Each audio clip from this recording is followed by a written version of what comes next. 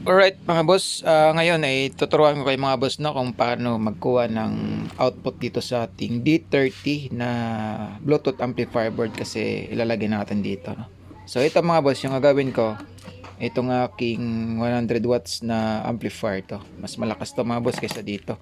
So ito yung ano lang kasi ito mga boss, isang potentiometer lang sa full range ang out niya kung magbo-bluetooth kayo dito. So yung gagawin ko, kukuha ako ng out dito para magamit ko yung kanyang mic, kanyang mic, tsaka yung kanyang bias and treble, no? So yung out natin, iloload natin dito sa kanyang auxiliary, dito sa harap, ito.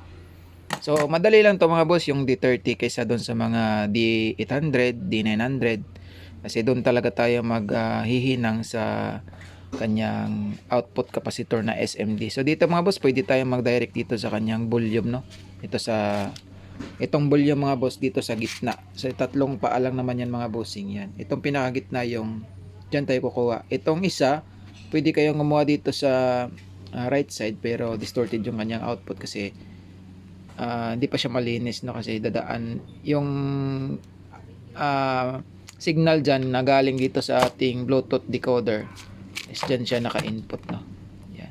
So dito tayo kumuha mga boss. Kung alam nyo mag-wiring ng potentiometer, yung potentiometer, ito yung ground, yung left side, yung gitna is output, yung right side yan yung input. So dito tayo kukuha ng signal papunta dito sa ating isang amplifier no.